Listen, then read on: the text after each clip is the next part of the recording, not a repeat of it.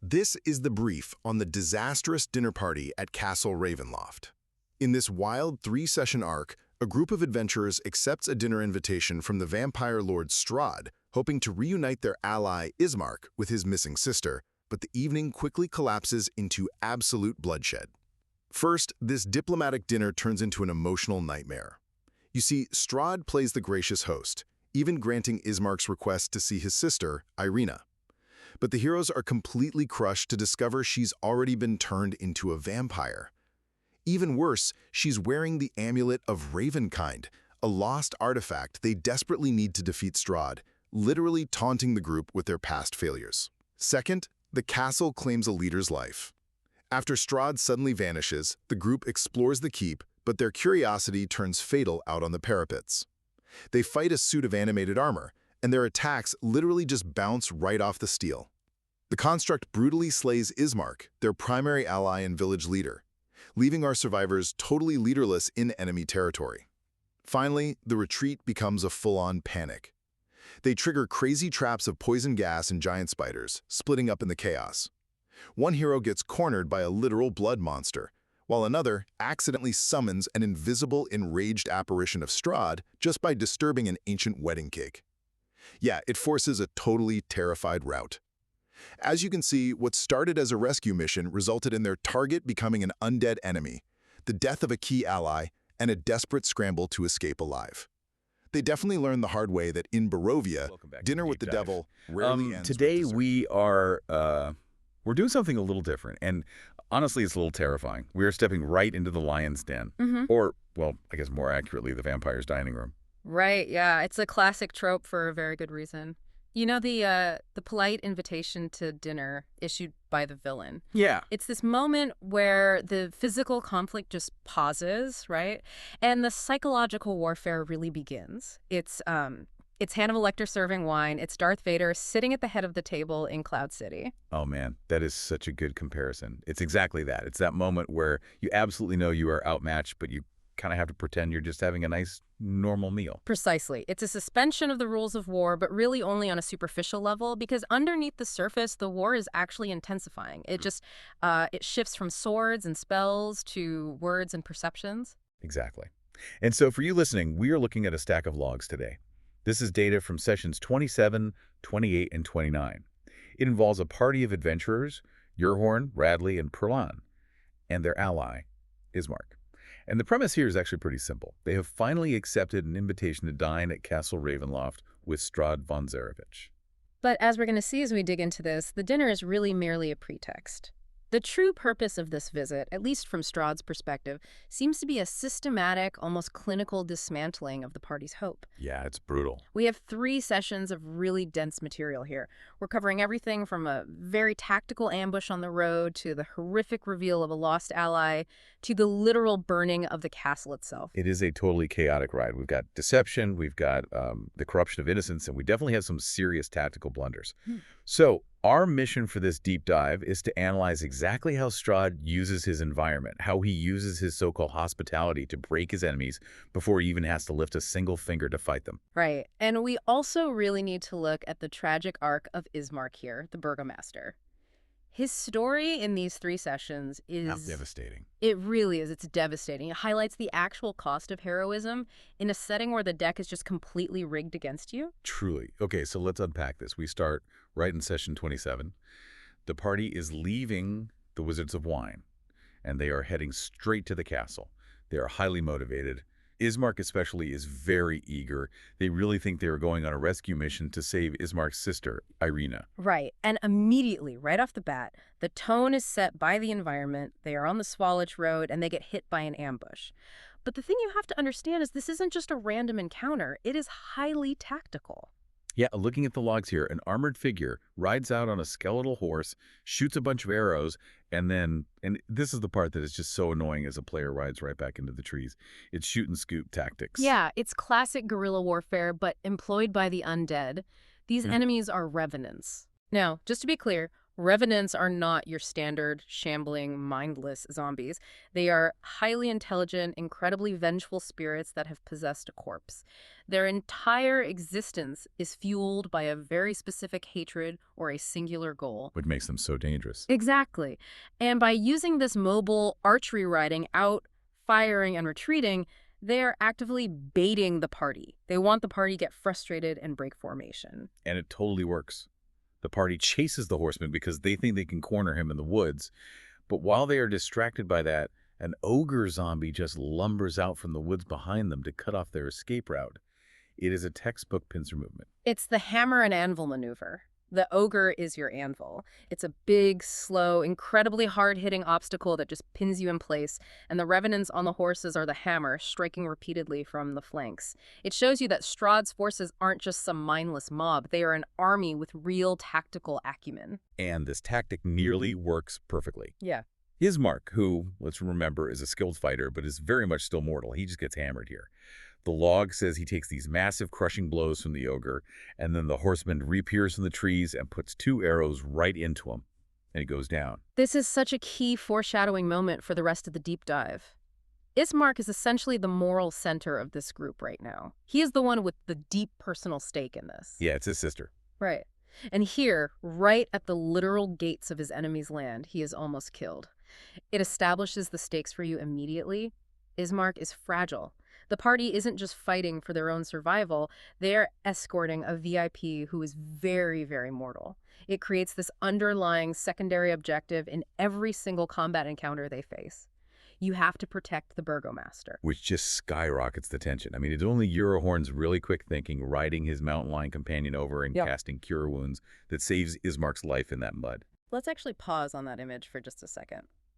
A ranger, mounted on a mountain lion, weaving through a chaotic combat zone to deliver magical medical aid. That is high fantasy heroism at its absolute peak. But I want you to notice the contrast here. It's high fantasy heroism meeting really gritty, tactical horror. Speaking of gritty horror, there is a super creepy detail in the logs here that I really do not want to gloss over. When they finally manage to kill the revenants, the things actually laugh at them. They laugh and say, "We shall meet again." Because they absolutely will. Like I said, revenants are vengeful spirits that possess corpses. If you destroy the physical body they are currently wearing, the spirit itself isn't destroyed. It just floats right off into the woods and finds another corpse to inhabit. It is a relentless cycle. And the really messed up part is the party realizes these revenants are actually inhabiting the bodies of other adventurers who were recently slain in this land. It implies this massive history of failure. The party realizes they aren't the first group to try this. Dozens, maybe hundreds of heroes have come before them, and now their actual physical bodies are being used as weapons against the new heroes. That is deep psychological warfare. You are literally fighting your predecessors. That is just so grim. It's like the land itself is just recycling its victims. It is exactly that, and I want you to look at what Radley does in the aftermath of this fight. He literally strips the chainmail right off one of the dead bodies.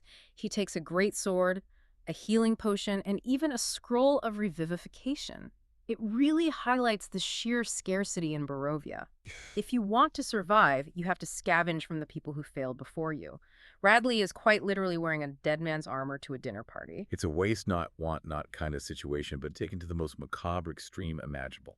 Like, just try to imagine showing up to a fancy dinner party wearing the shirt of the guy who just died in the host's driveway. It sends a message, whether he intended it to or not. It says to Strahd, "We will do whatever it takes to survive." But at the same time, it also marks them as scavengers. They are barely scraping by. Right, so they survive this brutal ambush. They skirt past the town of Vallaki and finally reach the gates of Ravenloft. And this is exactly where the atmospheric horror kicks into high gear.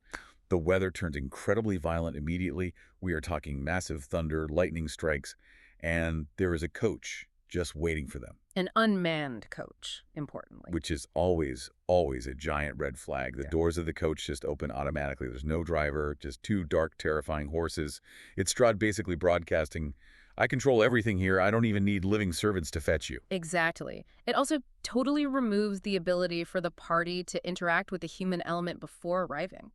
Usually in this kind of scenario, you'd chat with the driver on the way up, right? Maybe get some gossip, some intel on the castle layout. Bribe him a little. Yeah, exactly. But here, there is just silence. Just the mechanics of the trap slowly closing around them. They're being transported like pieces of cargo. And the journey itself is designed specifically to make them feel tiny. They have to cross this massive drawbridge over a huge gorge.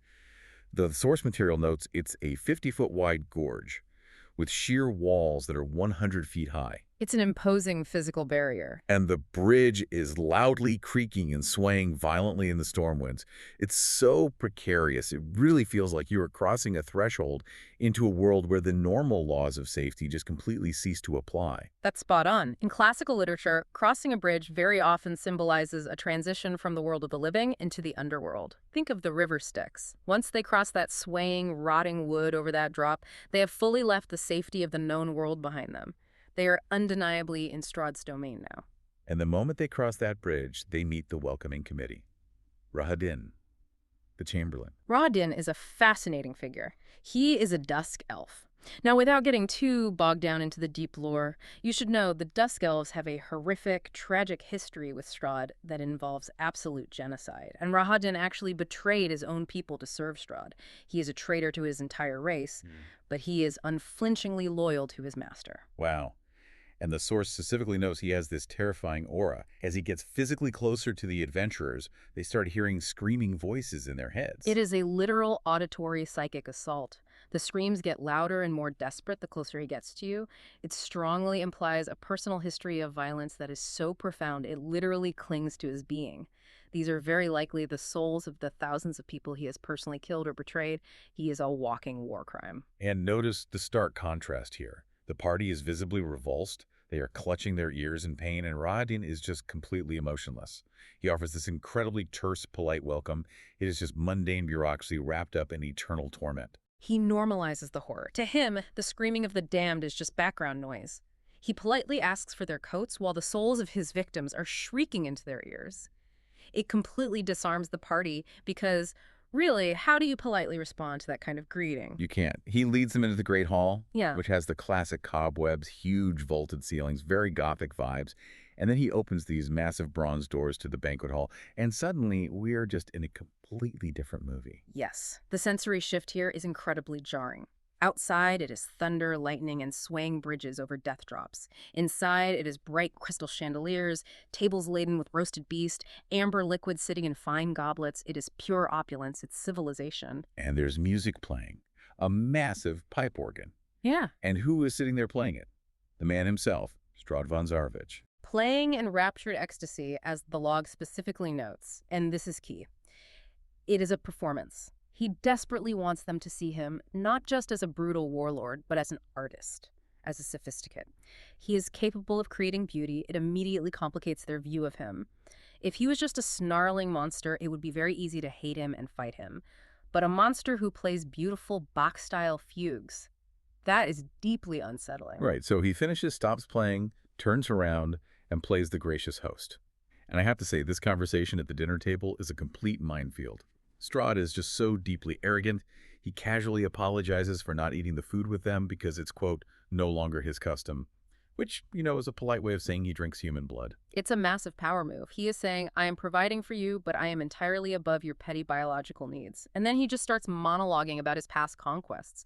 He wants them to fully understand that he earned this land through blood and war. He frames himself as a noble conqueror, a bringer of order, rather than a bloodthirsty tyrant. But then we get to the actual mistakes made by the party. Radley. Oh, Radley. Strahd is just chatting him up, making conversation, and Radley decides it's a great time to mention that the party is staying with the Mardukov family at the Wizards of Wine. This is a critical intelligence failure. It is a massive breach of operational security. Right. Why on earth would he volunteer that information? It is highly likely a mix of severe nerves and a misplaced sense of social reciprocity. This is a very common psychological phenomenon, actually. When someone who is in a position of extreme power treats you politely, you feel a deep, almost involuntary social urge to be polite right back. Strahd asks a casual question, and Radley answers it simply because it would feel socially rude not to. But the consequences of that are huge. The Mardukovs are the resistance network. They run the winery, which supplies literally the only joy left in Barovia. Exactly. Radley just casually handed the location of the primary resistance cell directly to the head of the secret police. The expert commentary in the notes points out that Strahd regards him curiously after this. He's probably sitting there thinking, I cannot believe it was actually that easy. He didn't even have to torture anyone or cast a spell. He just passed the bread rolls and asked, so where are you folks staying these days? Meanwhile, Eurahorn is taking a totally different approach. He's actively trying to provoke Strahd by feeding pieces of meat to his mountain lion right at the dinner table. Which is certainly a bold move. It's a deliberate, calculated breach of etiquette. He is trying to non-verbally say, I do not respect your rules or your authority, but Strahd just ignores it completely. He is too ancient, too completely secure in his power to be baited by bad table manners from a mortal. He treats it exactly like a parent ignoring a toddler throwing food on the floor. It just reinforces his absolute superiority in the room. But then, the trap finally snaps shut. Eurahorn decides to ask the big question. He says, can we see Irina? And this is the pivotal moment. Strahd just laughs. He's like, sure, let me get her for you. This is the moment Ismark has been waiting for his entire life, it seems. He's fully ready to rescue his sister right now. Rashi opens the bronze doors, and in walks Irina. But something is deeply wrong. Yes. Everything is wrong. She is dressed in this dark black evening gown. Her skin is completely alabaster, and her eyes are red. She has been turned. She's a full vampire. And it is not just her. She is actually accompanied into the room by Yeska. This is the missing altar boy from the church in Vallaki. He's wearing this dirty cassock, but he has a frilled collar over it, which is a horrible mockery of his priesthood. And he's a vampire now, too. This is the crushing reveal of the logs. It is not a combat encounter. It is a theatrical presentation of their ultimate failure. And the real kicker here, the detail that makes it so much worse. Irina is wearing the amulet of Ravenkind.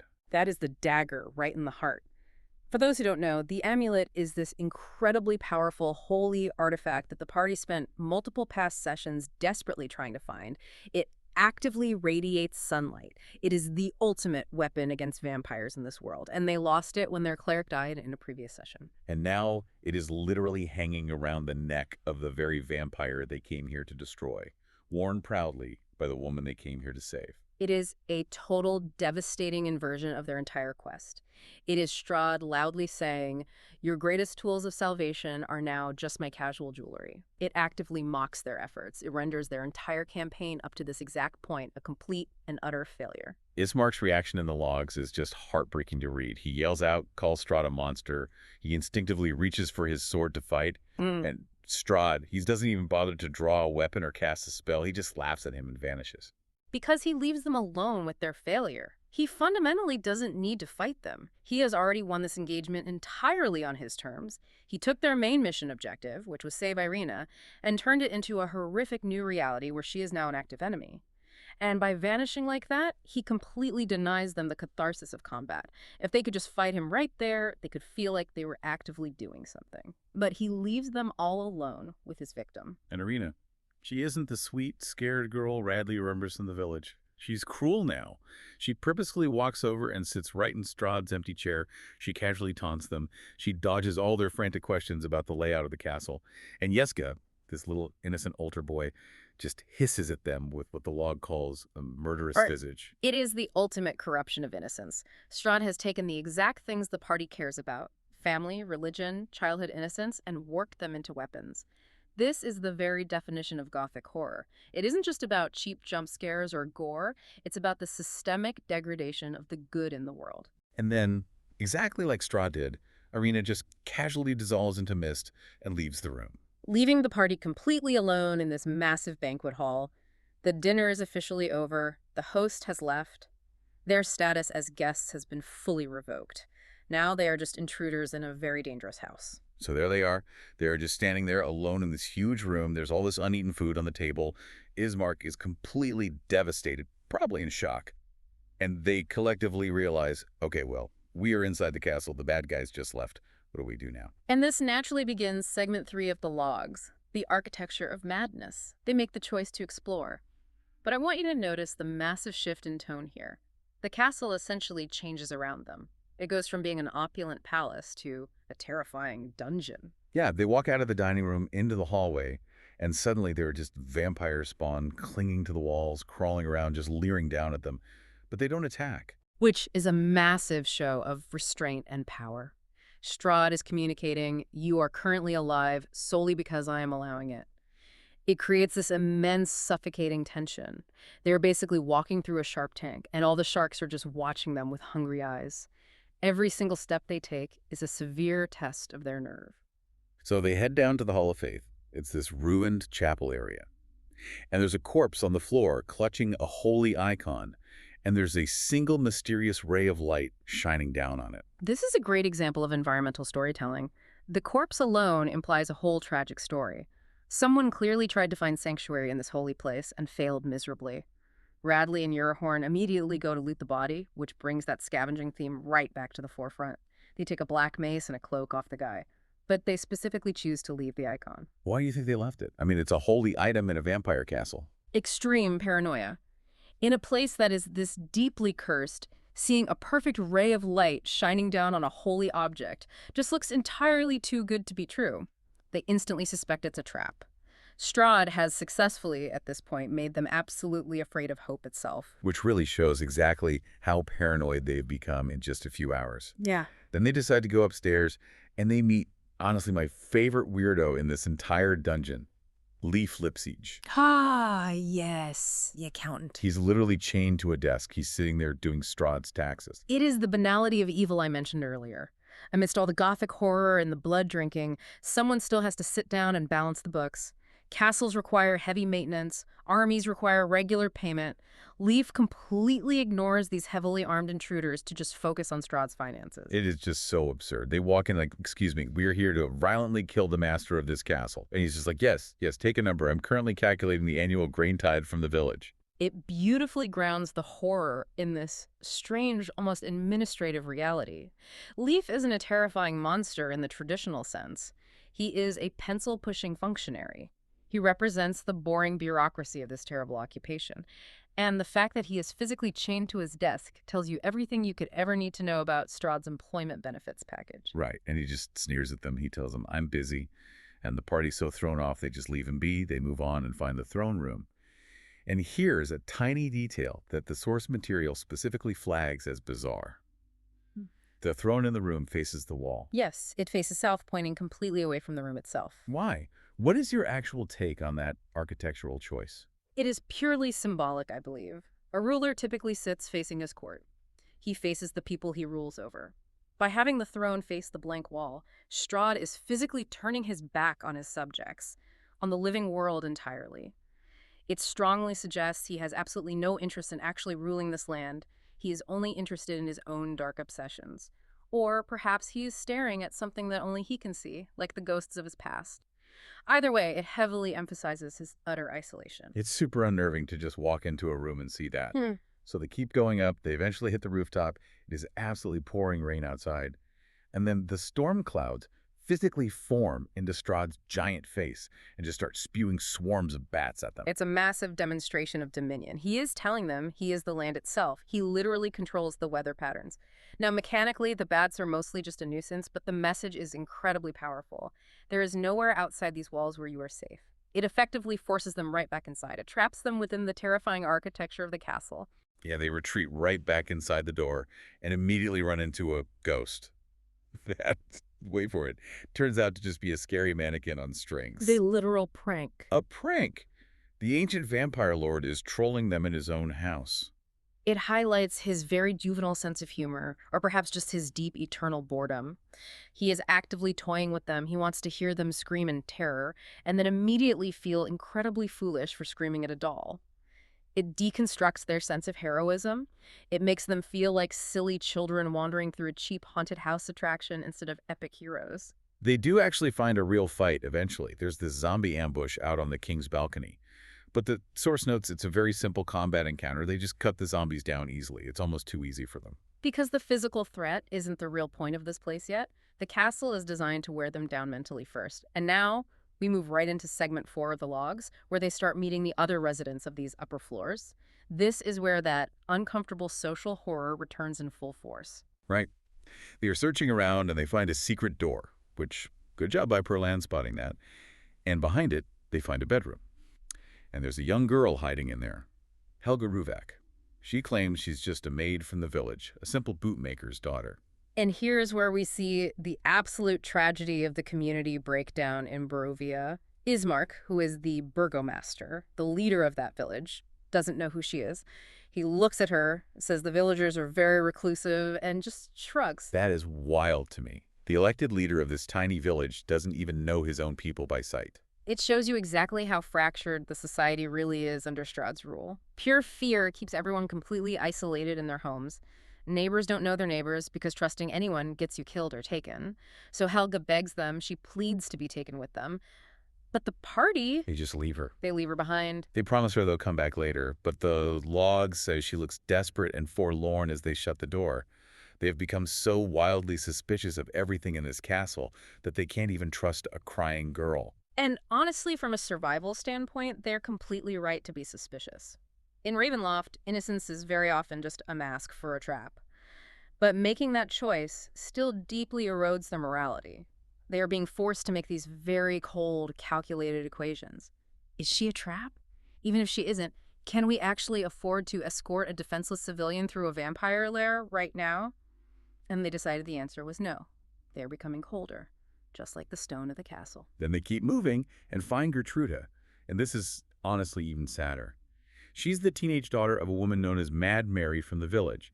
The party has actually been hearing rumors about her missing daughter for several sessions, and they find her in this incredibly lavish, fancy bedroom that smells heavily of expensive perfume. And she's completely, totally delusional. She actually thinks Strahd is this charming, wonderful prince. She truly believes she's living in a beautiful fairy tale. She's entirely oblivious to the lethal danger she is in. She even casually mentions to the party that her personal attendant has, quote, body parts of different animals, which is just so serving. She is describing the mongrel folk. But Gertruda doesn't see the horror of these stitched-together creatures. She sees magic. She actively interprets the grotesque reality of the castle as whimsical and fun. It shows you the incredible, tragic power of human denial when faced with absolute trauma. The party desperately tries to warn her. They try to explain what Strahd is, but she just speaks so adoringly of him. And Ismark, to his absolute credit as a leader, refuses to just leave her alone in there. He decides to stay behind in the room to protect her, while the rest of the party continues exploring the floor. Good guy Ismark. I mean, even after just seeing his own sister turned into a monster, he's still desperately trying to save this random girl. He is clinging so hard to his duty as the burgomaster. But the rest of the party moves on and enters a study. And this is exactly where the timeline of the whole story gets incredibly wonky. They look up and find a portrait hanging right over the mantel. The paint is clearly centuries old, but the subject of the painting is Irina. The painting looks exactly identically like Ismark's sister, but it is dated from hundreds of years ago. This is the massive hammer drop for Ismark. He comes in and he sees his beloved sister, who is currently in her 20s, depicted perfectly in a painting from the distant, ancient past. How's that even possible in the lore? It firmly points to the cycle. The curse of Strahd is fundamentally cyclical. Tatiana, who was Strahd's original human love centuries ago, is constantly reincarnated over and over again. Strahd has been hunting and chasing this poor woman's soul across generations. Irina is just the current physical vessel. She isn't just a random victim. She is a rerun of an ancient tragedy. And Ismark just breaks when he realizes this. The log says he literally lapses into sobs. It's just entirely too much for one person. His sister's a vampire, and now he finds out she might just be a tiny part of some ancient, inescapable curse loop. He collapses on the floor. He realizes in that moment that his entire family's personal tragedy is really just a minor blip in Strahd's eternal, horrific soap opera. It completely minimizes his personal pain. And while he's sitting there weeping on the floor, the party actually starts arguing with each other. Ismark turns and blames Radley, yelling, "I specifically asked you to take her to safety." And Radley yells back, "I took her to Vallaki exactly like I promised I would." It's all falling apart right there. Yeah. The team cohesion is completely shattering. Extreme stress just brings out all the cracks in a group. And this perfectly leads us into session 29 and segment 5 of the outline, the fatal mistakes. Oh. Because right as they are arguing, raw greed starts to creep into their decision-making. Yes. They discover a secret room hidden behind the fireplace in the study. Inside, it's very stark. There is just a single corpse holding a torch and a large chest full of gold sitting there. That is the most classic trap setup in D&D history. A corpse and a treasure chest in a hidden room. It practically screams, "Do not touch this." And Yurihorn knows it. He specifically tells everyone to back out and leave the room. He's very suspicious. He verbally identifies it as a trap, but then He opens it anyway. His curiosity just gets the absolute better of him. He opens the lid of the chest. And whoosh, a massive cloud of green gas fills the room. He instantly hits the floor, completely unconscious. Radley rushes into the room to try and pull him out, and he inhales the gas and hits the floor, too. Both of the party's heavy physical hitters are out cold in an instant. So now it is entirely up to Perlan the monk. He manages to hold his breath, runs in, and drags Yerhorn out into the hallway. But he can't manage to get Radley. The gas is just too thick and heavy, so he props Yerhorn up in a chair to recover. This is a very specific moment in the logs that I really want to highlight for you. Yerhorn, the ranger, has a mountain lion companion. His beast companion, yes. But right now, Yerhorn is totally unconscious. So the magically bonded mountain lion is currently just a regular hungry mountain lion. The magical bond of control is temporarily severed. So Perlan is suddenly just staring down a massive feral predator in a small room. The source text describes this incredibly tense moment where the large cat jumps up onto the table, turns, and coldly regards the monk. And Perlan realizes, with terror, this wild animal will not obey my commands. He has to back away very, very slowly. It's such a small passing detail in the session, but it adds so much incredible tension. Your best friend's trusted pet instantly becomes a lethal threat the exact moment your friend goes down. It brilliantly reinforces how incredibly fragile their control over this entire situation really is. And eventually, while they are waiting around recovering from the gas, they get bored and decide to explore yet another secret passage they found. The spider belfry. Oh man, this is an absolute disaster from start to finish. They walk in and find a rope hanging down from a bell, and they pull it. Why do adventurers always feel the need to pull the random rope? It's what I call the big red button syndrome. If you put a lever in a room, players will pull it. If there is a dangling rope, they will yank it. They just can't help themselves. Well, in Castle Ravenloft, pulling the rope just rings a giant dinner bell for the local giant spiders. 6 of them drop right down from the ceiling on top of them. Now, they do fight them off. The party is actually very good at tactical combat. They can easily handle a few spiders. But the webs these spiders drop are incredibly thick and sticky. So Yerhorn, who has recovered by now, has a bright idea. He says, let's just use fire to brain the webs away. Right. Let's start a fire in a wooden belfry in an incredibly ancient, dry castle full of old timber. It works entirely too well. The webs ignite instantly. The dry wooden timbers catch fire, and suddenly, the actual roof of Castle Ravenloft is on fire. This is a huge turning point for the group. They've officially gone from being stealthy, careful explorers to accidental arsonists. And from a tactical perspective, it is a complete disaster. You now have thick smoke, extreme heat, and severe structural instability to deal with. The castle is quite literally burning down right around them. The level of chaos is escalating rapidly. They have to flee the area immediately, which pushes them blindly and panicked right into the next encounter. And it is amidst all this fire and smoke and chaos that we get the ultimate tragedy of these sessions. Segment 6. The death of Ismark. This is a frantic sequence of events that plays out exactly like the finale of a slasher movie. Perlan is desperately exploring the outside parapets by climbing through a wardrobe window to escape the smoke. And out there, he finds a hulking suit of red armor just standing on the balcony. And it's not just decorative armor. It's magically animated armor. And it immediately starts chasing him. Perlan is a monk, so he's very fast. He sprints right back inside through the window into the bedroom where Ismark and Gertruda are still hiding.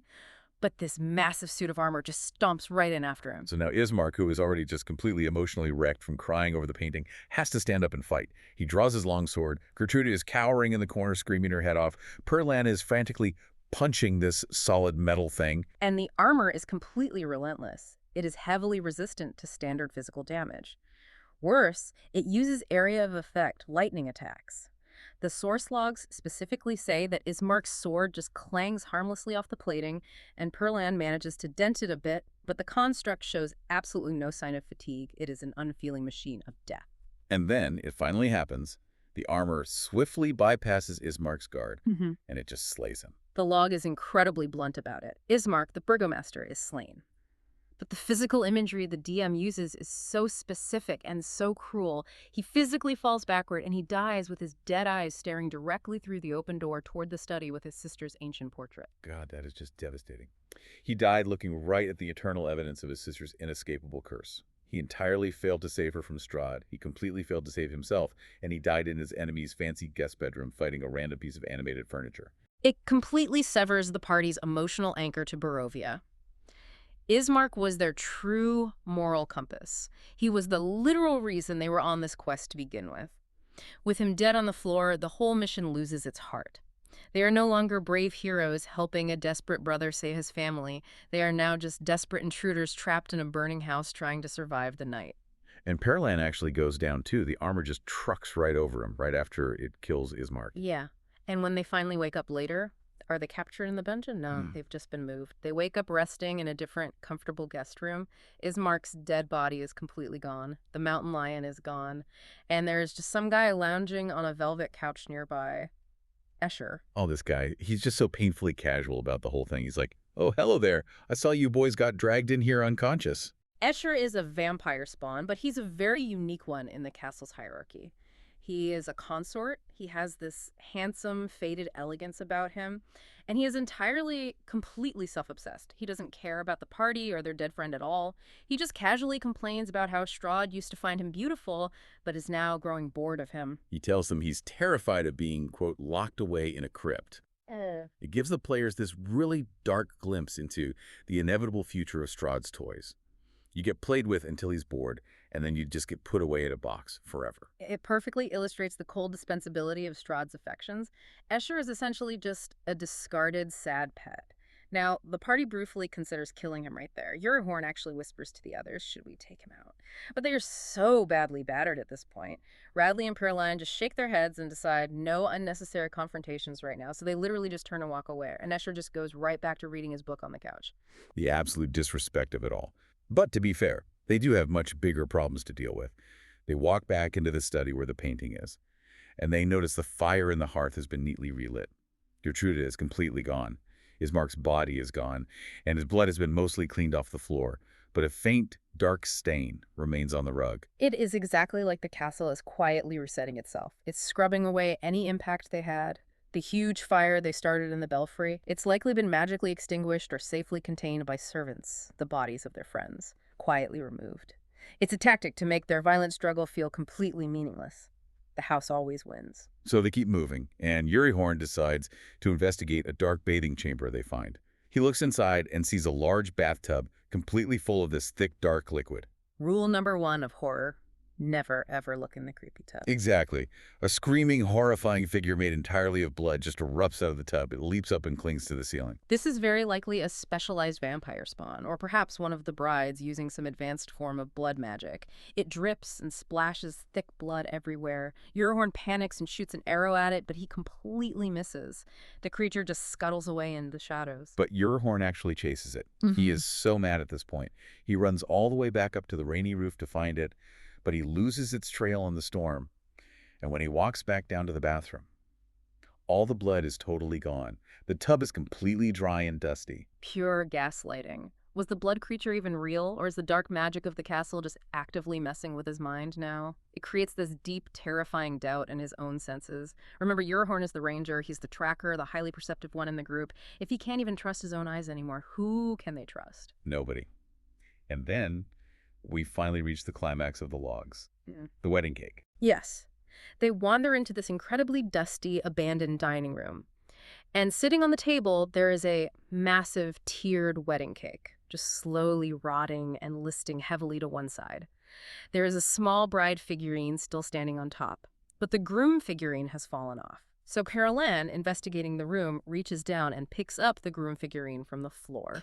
And the entire cake just absolutely explodes. Moldering chunks of ancient cake and frosting are flying absolutely everywhere. Thick dust is swirling all around the room, and slowly in that thick cloud of dust, the invisible, hulking silhouette of Strahd von Zarovich appears. He is absolutely furious. He's technically invisible, but the swirling dust perfectly outlines his body. He violently reaches out his hand for Pearland, and that is exactly where the session log ends. Talk about an incredible cliffhanger to end on. Seriously. So let's take a breath and just recap the scoreboard here for a minute. This quote-unquote polite dinner party was an unmitigated disaster for the heroes. A total, sweeping catastrophe. Let's list the actual losses here. 1. Ismark is dead. The burgomaster, their friend and guide, is gone forever. 2. Irina is fully confirmed as a vampire and is now an active enemy. 3.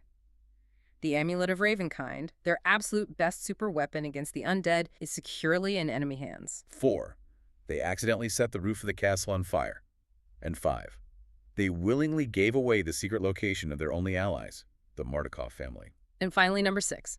They are currently scattered, physically battered, emotionally exhausted, and facing a completely enraged, invisible vampire lord inside a room full of exploding wedding cake. It is a literal masterclass in failure. But honestly, from a gameplay perspective, it is also a masterclass in DMing and narrative storytelling. Strahd didn't just walk out and beat them up with high stats. He cordially invited them inside, systematically showed them exactly how hopeless their quest was, carefully peeled away all their allies, and then just sat back and let his castle eat them alive. Which brings us perfectly back to the provocative question for this entire deep dive.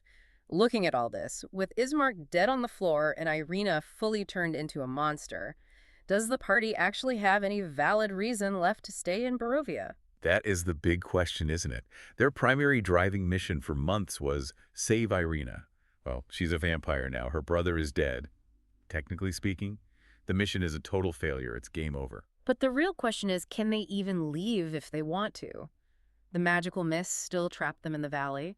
They might find themselves fighting from this point on, not for any noble heroism or to save a girl, but purely out of spite, or just raw survival. And psychologically, when you strip away a hero's noble cause, you're only left with the survivor's desperate, cornered rage. And honestly, that might actually make them far more dangerous to Strahd, because now they have absolutely nothing left to lose. Man, that's a chilling thought. And what on earth happens when that invisible wedding cake ghost finally catches Perlan in the dusty room? I guess we're just going to have to wait for the next batch of logs to find out. Indeed we will. It is going to be a very, very long night in Castle Ravenloft. Well, thank you all so much for listening to this deep dive. And hey, if you ever get a fancy gold-lettered dinner invitation from a reclusive vampire, maybe just tell them you're busy that night. Yeah, just send a polite card. Welcome Exactly. to the debate. We'll see you next And I'm joining you to offer a completely different view. Today, we are turning our analytical lens toward the Valley of Barovia. Specifically, we are dissecting the recent and frankly harrowing expedition undertaken by the party consisting of Yurihorn, Radley, and Perlin. Right.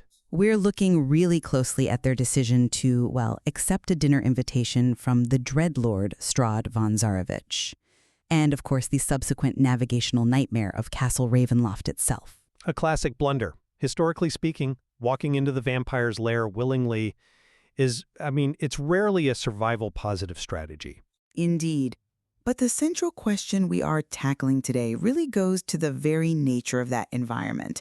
Is Castle Ravenloft primarily a psychological construct, a theater designed by Strahd to torment the mind and soul of his guests? Or is it, as you often contend, a highly functional, lethal fortress designed to physically destroy intruders? Yeah, it's basically the difference between a haunted house attraction and a meat grinder. And I argue firmly for the latter. And I take the position that the castle is a stage for psychological warfare. The physical threats, while obviously present, are secondary props.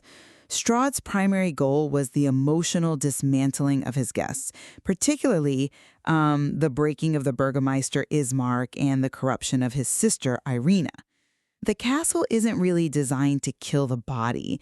It is designed to shatter the ego. And I come at it from a very different angle. I argue that despite the undeniable theatricality, and look, Strahd is nothing if not dramatic, the castle operates as a lethal, mechanical dungeon.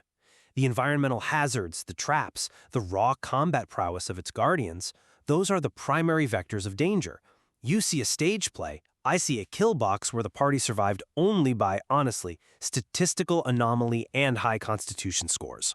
Well, let's dive right into the dinner itself, because I think this is where the evidence for psychological warfare is just incontrovertible. Consider the setup. The party arrives, they meet Rahadin, they are ushered into this grand echoing hall, and Strahd is playing the organ. It's a bit of a cliche, isn't it? It is a deliberate trope. He is setting a scene, he isn't rolling initiative, he is monologuing. He's talking about his conquest and his glory, but the true weapon here wasn't a sword. It was the casting of the scene, the entrance of Irina Koliana. Which was the entire objective of Ismark's escort mission. Exactly. Ismark has been utterly desperate to save his sister, When she enters, she isn't just a vampire spawn. She is a total mockery of the party's entire crusade. She's wearing the amulet of Ravenkind. Yeah, that was... We have to pause on the significance of that. This is a holy artifact, a mechanic explicitly designed to destroy undead, and she is wearing it as costume jewelry. It's a massive flex, I grant you. It demonstrates total domination over the very items that are supposed to hurt him. It creates absolute despair. And she is attended by Yeska, the former altar boy from St. Andrew's. He's not just undead. He's wearing a frilly rough collar. He has been reduced to a pet, a prop on the stage. It is a deliberate desecration of his former role as a servant of the Morning Lord.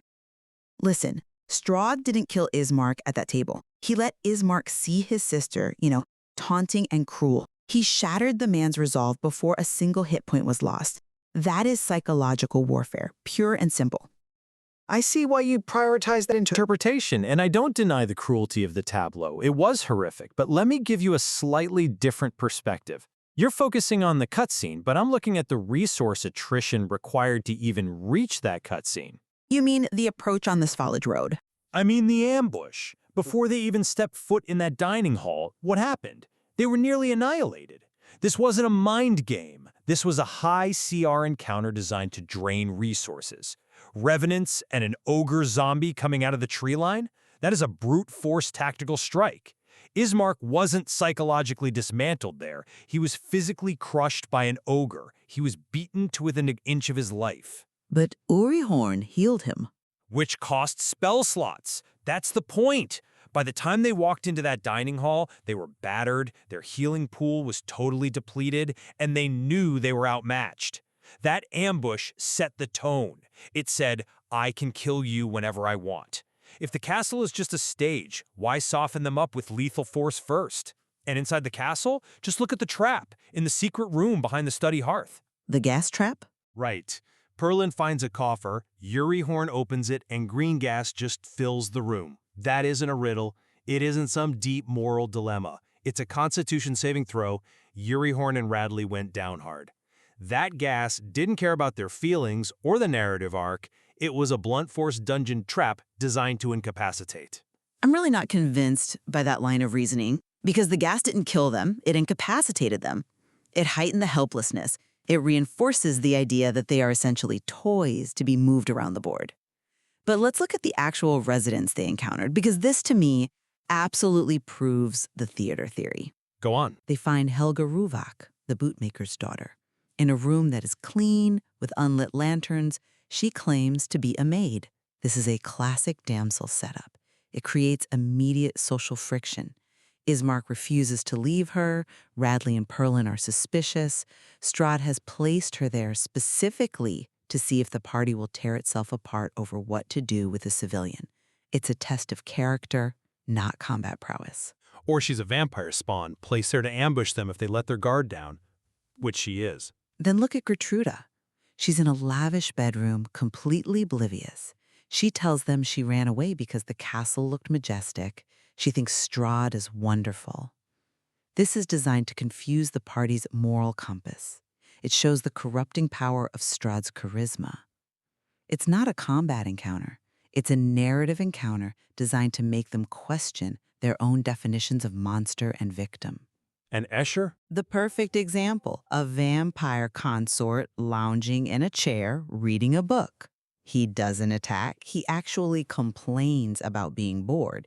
He's worried Strahd will lock him in a crypt. He provides lore. He provides atmosphere. He emphasizes the ennui of immortality. If this were a fortress strictly designed to kill, Escher rolls initiative the moment they walk in. Instead, he chats. I'm sorry, but I just don't buy that.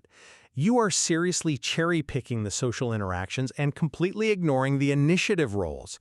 Yes, Escher talks, Helga talks, but these are merely brief pauses between intense, lethal violence. You want to talk about residents?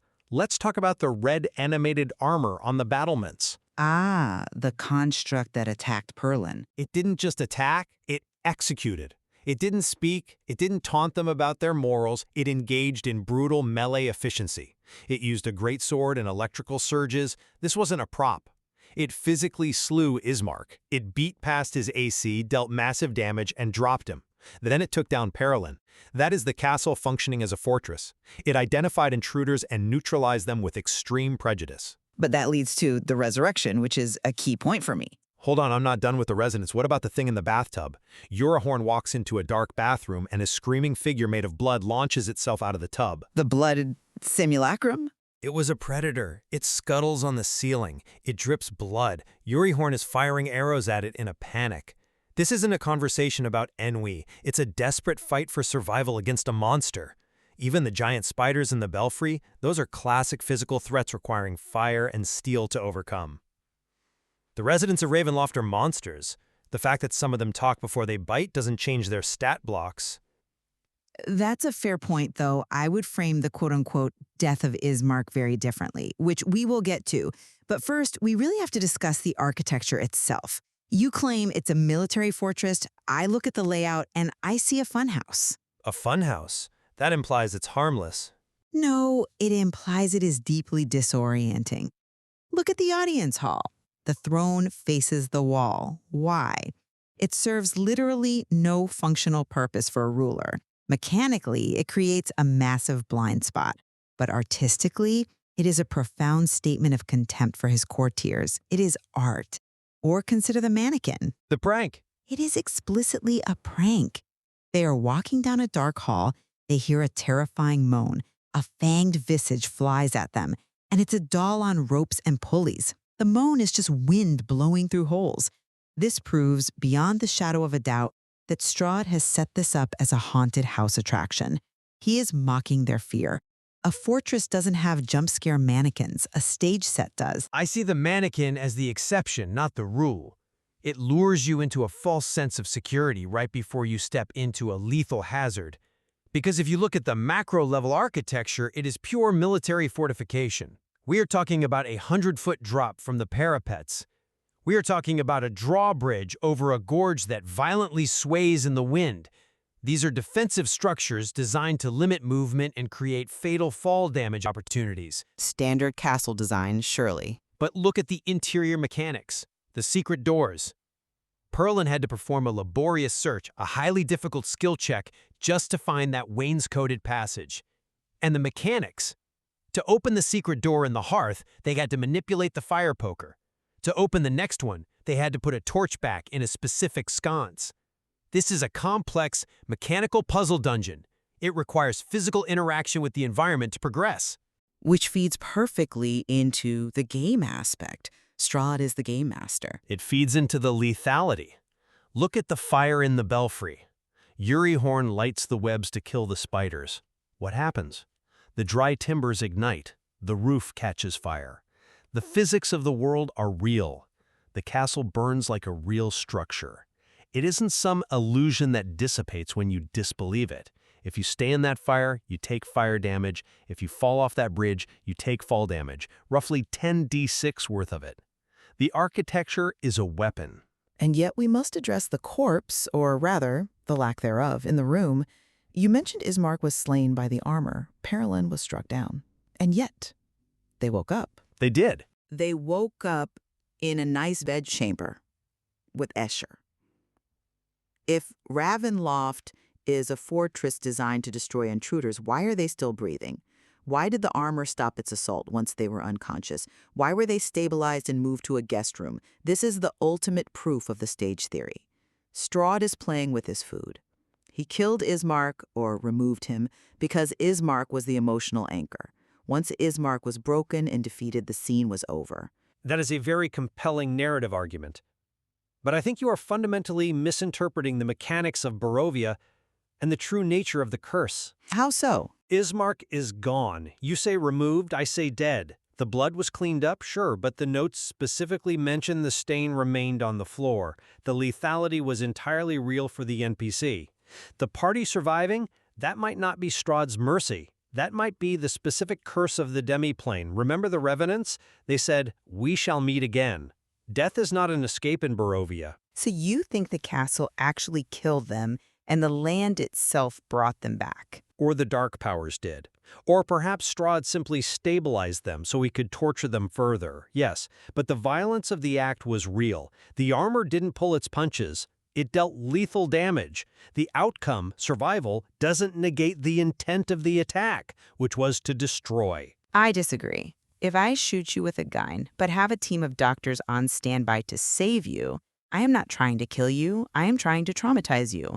Just look at the wedding cake incident at the end. The dining room finale. Yes. Perlin picks up the bride figurine, and the cake just explodes, moldering chunks everywhere. And then an invisible raging Strahd starts destroying the room. You might call that theatrics, but look at the nature of it. It's a temper tantrum. It's described as the invisible silhouette of an enraged Strahd. It's highly emotional. It's a metaphor for his decayed marriage prospects and his eternal obsession. It's not a strategic military strike. It's a scene from a tragic opera. See, I look at the exact same event and draw a completely different conclusion. You see a metaphor, I see a proximity mine. Perlin disturbed a specific object, the figurine, and it triggered an explosive hazard, the cake. The invisible Strahd throwing furniture, that is a poltergeist effect or a telekinesis spell. It's physical force. It shattered glass, it created difficult terrain, it creates a highly hazardous environment where movement is penalized. But the portrait. In the study, they find a centuries-old painting of Ismark's sister, Irina. That is pure gaslighting. It's designed to completely destabilize Ismark's understanding of reality and time. The castle attacks their sanity first and their bodies second. Again, I see the portrait as a conveyance of lore. It's a hard fact of their reality that the soul is recycled. It's an exposition dump, not a weapon. But let's go back to the very start of the encounter. Rahaden. The Chamberlain. The screaming voices when he gets close. You would call that a psychic attack? Absolutely. It relies entirely on the horror of hearing the voices of the dead. It demands an emotional response. It demands a Constitution saving throw for psychic damage. It's an aura. It's a weaponized defensive capability. It's not just spooky noises to make you sad. It's a hazard that causes tangible physical pain and incapacitation. Rahaden isn't just an actor in a butler suit. He's a walking area of effect spell. We certainly view the mechanics differently, but let's look at where they ended up. They are running. Yori Horn is chasing a blood vampire that vanishes, magically, I might add, totally supporting the illusion theory. And then they are fleeing an invisible, raging entity. They are confused, terrified, and separated. The stagecraft has worked perfectly. And they are also battered, bruised, completely out of spell slots, and -1 Burgomeister. The fortress has taken its toll. So, as we wrap up, I stand firm by my assessment. Ravenloft is a projection of Strahd's psyche. From the polite dinner to the prank mannequin, from the centuries-old portrait to the vanishing blood in the bathtub. The absolute goal was to drive Ismark to despair and the party to confusion. The physical traps, the gas, the armor, they are just props. Dangerous props, sure, like a loaded gun on a stage, but props nonetheless. The real damage was done to Ismark's heart when he saw Irina in that chair. And I maintain that the psychological elements are just a thin veneer over a meat grinder. The gas was lethal, the spiders were lethal, the electrical shocks from the armor were highly lethal. Ismark is dead because he was hit with a greatsword, not because his feelings were hurt. The party survived by pure luck, a high tolerance for pain, and perhaps the perverse rules of the demiplane, but make no mistake, the castle actively tried to kill them. Perhaps the true horror of Ravenloft is the synergy of both. I can certainly agree with that. It disarms you with absurdity, a wedding cake, a silly mannequin, right before it hits you with harsh reality. You're laughing at the puppet, and then the floor drops out. Exactly. It uses the confusion to lower your armor class so the blade strikes true. A terrifying thought, and certainly a lesson for anyone thinking of accepting a dinner invitation from a vampire lord. Indeed. Bring a sword, bring a cleric, and maybe just don't eat the cake. Thank you for joining us for The Debate. We really encourage you to look at your own games, your own stories. Where exactly is the line between a performance and a genuine threat? And is the difference really just a matter of hit points? Today Until we are next time. dissecting a 3-session Curse of Strahd narrative arc covering the dinner with Strahd, Irina's vampire revelation, Ismark's death, and a chaotic castle exploration. Major protagonist deaths require narrative framing that matches their emotional and plot significance to maximize impact. Yeah, exactly. And that brings us right into our first piece of feedback. Right. Looking at session 29, we've got the death of Ismark, the burgomaster. And he's not just some random NPC. No, he's the driver of the plot. He brought them to Ravenloft. Exactly. But the weakness here is that his death feels like a purely mechanical casualty. It really does. It happens incredibly abruptly during this combat encounter with an animated armor. Yeah, the text just says the armor beats past his guard and electrical surges finish him off. Right, it reads like a transaction in a ledger. Hit points reduced to 0. Status dead. Yes, it completely lacks the tragic climax that a character of this magnitude deserves, you know? It focuses on the mechanics of the hit rather than the weight of the loss. Which is a shame because just moments before this, Ismark was weeping over that centuries-old portrait of his sister. He realized he failed her. Right. That's such a heavy emotional beat. And to go from that straight into a sterile, functional description of combat, it just misses the mark. So the suggestion here is to deliberately slow down the narrative pacing during the death scene. Yeah. You need to focus on the emotional resonance rather than the physical action of the armor. Shift the lens from the what to the how it feels. Exactly. And just to give a few concrete examples of how you might execute this, and these are just a couple of options out of many, instead of describing the armor's efficiency, describe Ismark's final view. Oh, I like that. Limit the description of physical pain. Describe his eyes staring past the armor, maybe looking back at that window toward the portrait. Internalize the moment. Right. His eyes glaze over with this heartbreaking acceptance that he failed. Yeah. Another concrete example could be contrasting the hollow nature of the armor with Ismark's emotional burden. Oh, that's brilliant. Right? He's being killed by an empty shell. No soul, no feeling. It emphasizes the irony that after facing the emotive horror of his vampire sister, he gets undone by a soulless object. Yes. It turns a standard combat round into a thematic statement. Definitely.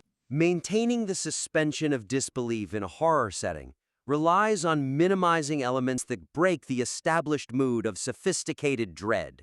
And that leads perfectly into the environment of the study itself. Yes, the fire incident. Right. The author is clearly aiming for high-stakes gothic horror. We've got the screaming aura, Irina wearing the amulet, psychological torture. It's very Bram Stoker. But then, to extinguish a fire in the study, the players decide to urinate on the embers. Yeah.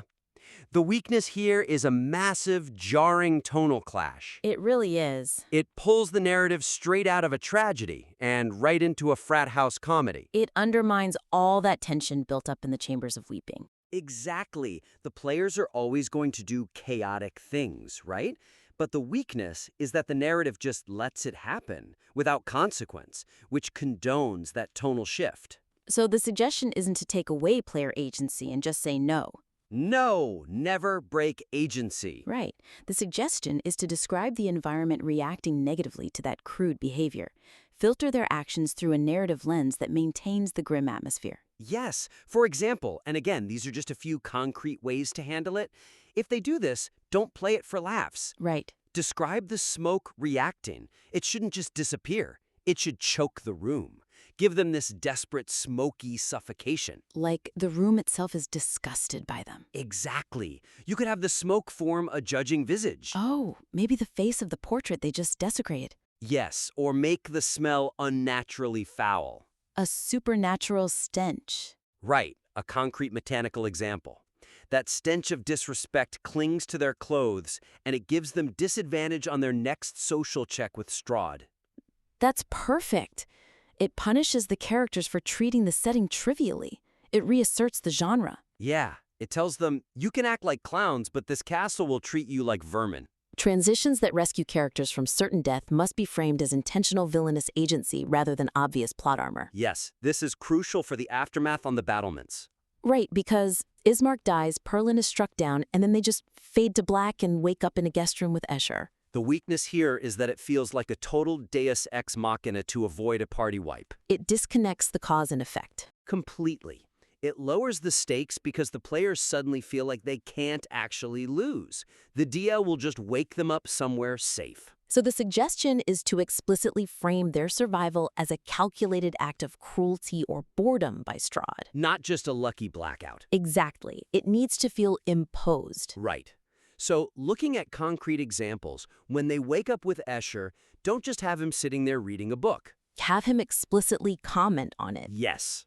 So he could say something like, "The master isn't finished playing with you yet." Or, death is a gift you haven't earned. Oh, that's chilling. I love that. It turns their survival into a sentence. Exactly. Another concrete example to fix this is describing the physical lingering effects of that near-death experience. Right, they shouldn't just wake up with full hit points feeling fine. Give them deep, aching scars where the armor struck them, or a supernatural chill. Maybe they're missing an important item that Strahd took as a trophy. Yes. Ensure that the defeat carries a lasting penalty. They need to know they lost the fight, even if they survived. That brings us to the aftermath, when they start roaming the castle. Right. The transition from high-tension social encounters to dungeon crawling needs to sustain the psychological pressure established in the opening scene. And the weakness identified here is that the narrative tension dips significantly after the dinner. It really does. You have this massive emotional peak with vampire Irina. Yeah. But then it's immediately followed by aimless exploration. They find empty rooms, a dummy mannequin prank, and Leaf the accountant. The horror becomes totally procedural. Exactly. Checking doors, looking for loot, the psychological dread vanishes. So the suggestion is to infuse the exploration phase with echoes of the dinner's revelation. Make the castle feel like an extension of Strahd's mockery. Right.